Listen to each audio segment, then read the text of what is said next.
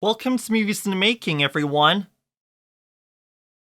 If you would like to hear about how films were done behind the scenes, please like down below and subscribe to this channel for more videos, including what films you think should be talked about.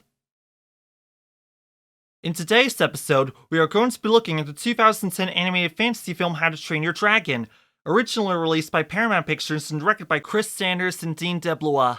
Here, we will dive deep into the story of the production of this film. This is easily one of the best films to come out of DreamWorks Animation, so why would anyone want to make a live-action remake of this one? The original film is that high of quality that it appeals to both fans of the books by Cressida Cowell and cinephiles who love to watch good films. Now, sit back and enjoy the show. You are all in for a dragon of a ride. DreamWorks Animation acquired the film rights to Cressida Cowell's How to Train Your Dragon after recognizing the potential in her humorous and imaginative children's book, first published in 2003. While the original story follows young Viking Hiccup Horrendous Haddock III, a clever misfit who befriends and trains a small, grumpy talking dragon named Toothless, the film took significant creative liberties, reimagining the dragons as non-talking but emotionally expressive creatures and shifting the plot to depict Vikings initially at war with dragons. The studio retained core elements like the setting on the Isle of Berk and Hiccup's underdog charm, but altered much of the tone and narrative to suit a more action-driven, cinematic experience. These changes create a new universe parallel to the books, enabling DreamWorks to build a broader, more mature franchise while honoring the spirit of Cowell's work. Though the film diverged greatly from the source material, Cowell expressed approval of the adaptation, appreciating the thoughtful transformation of her story into a distinct and compelling animated saga. How to Train Your Dragon originally began as a more literal adaptation of Cressida Cowell's book, with a story centered on young children raising dragons in a friendly, whimsical setting. First directed by Peter Hastings, who would later bring us Dogman, Universal Pictures 2025, the early version of How to Train Your Dragon focused on a gentle, childlike tone that DreamWorks ultimately felt skewed too young to appeal to a broad, modern audience. The story retained the book's portrayal of dragons and Vikings coexisting, with little conflict or danger. However, as the studio prepared for a major year of releases and sought to broaden its appeal, it recognized the need for a more cinematic, emotionally resonant narrative. With only a year left before the scheduled release, DreamWorks brought in directors Chris Sanders and Dean DeBlois to completely rework the project under extreme time pressure. Tasked with transforming the tone of the film, they made a key creative decision early on. Rather than depicting humans and dragons in a mixed relationship of partnership and conflict as in the book, they chose to make them mortal enemies. This shift allowed for higher stakes and a deeper character arc, particularly for Hiccup, who secretly befriends and trains Toothless while publicly preparing to fight them. The duo reimagined Hiccup as a teenage problem solver and a reluctant hero, emphasizing his growth for engineering and empathy.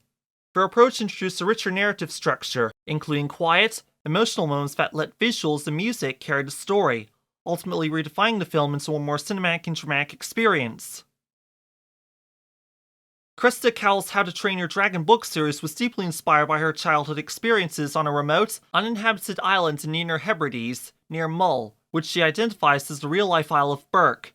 With no electricity, roads, or contact with the outside world, Cowell spent weeks at a time immersed in the wild landscape, surrounded by seabirds, ancient ruins, and Viking legends her father would recount by candlelight.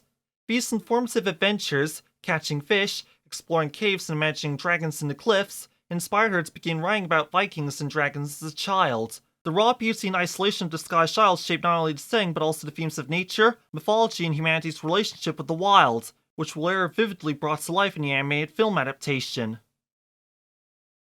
To give the film a distinct and more realistic visual style, directors DeBlois and Sanders brought in acclaimed live-action cinematographer Roger Deakins to consult on lighting, despite his limited animation experience.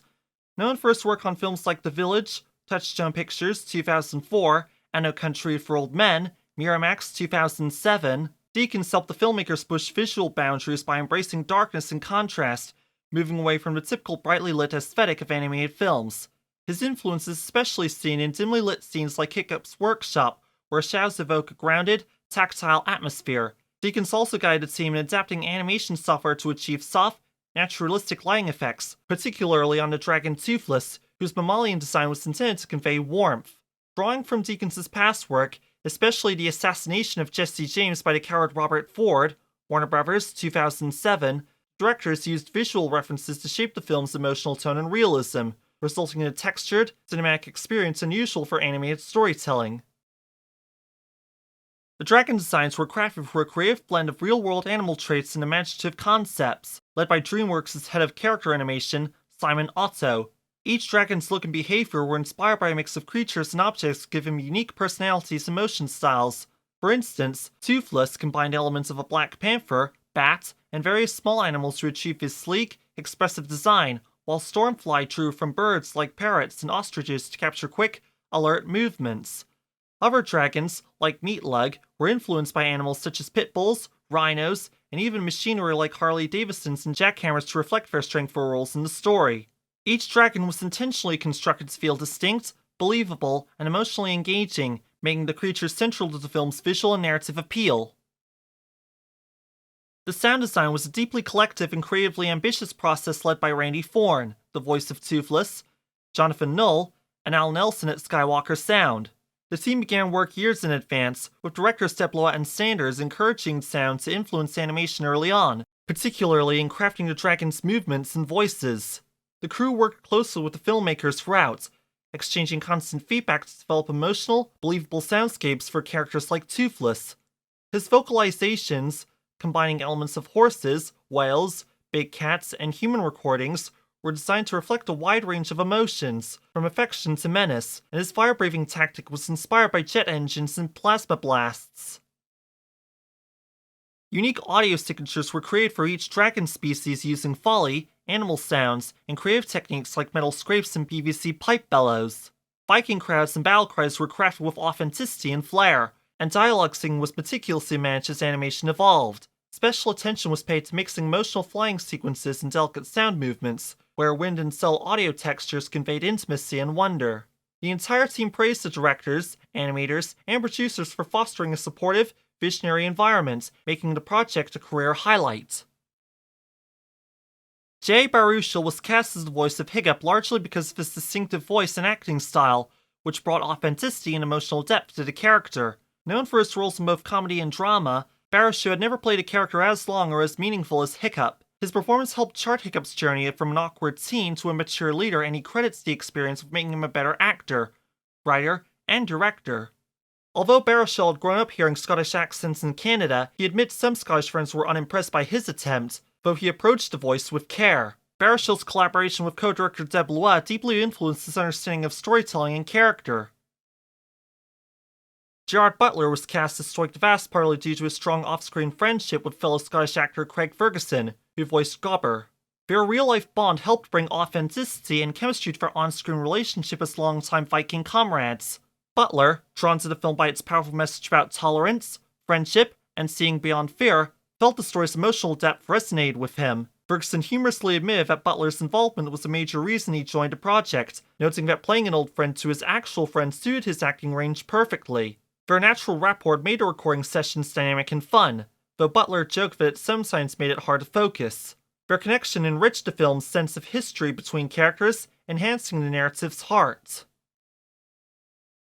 John Powell became the composer for the film after years of collaboration with DreamWorks and Hans Zimmer, which began when he helped with The Prince of Egypt, 1998, and later contributed to films like Shrek, 2001. Although he briefly fell out of favor at DreamWorks due to being uncompromising early in his career, Powell re-established himself with Kung Fu Panda, 2008, which led to his solo opportunity on How to Train Your Dragon. With a background in classical and electronic music and a deep appreciation for world instruments, especially Celtic ones influenced by Scottish roots, Powell found a musical style of the film naturally aligned with his sensibilities. His breakthrough on the film came while experimenting with a driving drum loop and heavy guitar for the test drive scene, setting the tone for a bold, thematic score. Encouraged by his directors to prioritize melody over subtlety, Powell created sweeping, emotionally resonant music that made full use of orchestration and fantasy, distinguishing the trilogy sound and leading to critical acclaim. The film faced stiff competition for limited 3D screens, as it was set to debut just a week before Warner Bros.' 3D converted Clash of the Titans, while Disney's live-action Alice in Wonderland was still performing strongly in theaters. With only around 3,500 3D screens available in North America, far too few to support 3 major 3D releases at once, studios engaged in aggressive tactics to secure placements. Paramount, then distributing How to Train Your Dragon, reportedly pressured theaters by threatening to withhold the 2D version unless they agreed to screen the film in 3D. Meanwhile, Warner Bros. And Disney also lobbied heavily to keep or gain screen space for their films. This competition highlighted the high financial stakes of 3D films, which costed significantly more to produce but brought in higher ticket prices and underscored the growing pains of Hollywood's post-Avatar, 20th Century Studios' 2009, rush toward 3D, especially before new funding could be double the number of digital screens. As of the 6th of June 2025, How to Train Your Dragon has a 99% critic score on Rotten Tomatoes, a 75 out of 100 critic score on Metacritic, an 8.1 rating on IMDb, and a 4.1 rating on Letterboxd.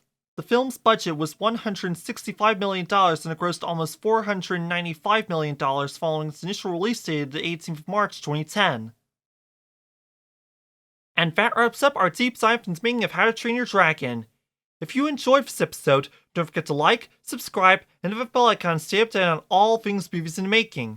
Let us know in the comments what you think of How to Train Your Dragon, or if you have any favorite moments for that film we did not touch upon, or what films you would like to hear covered by this channel.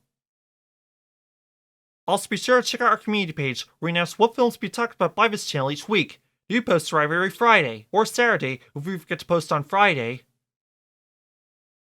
Thanks for watching, and we'll see you all next time on Movies in the Making. We'll be talking about 28 Days Later, Searchlight Pictures, 2002, and more films to follow along the way. Tune in for more Movies in the Making so we can cover the stories behind cinema's most unforgettable films. This has been Jason Scotchmer, film enthusiast and passionate about the arts.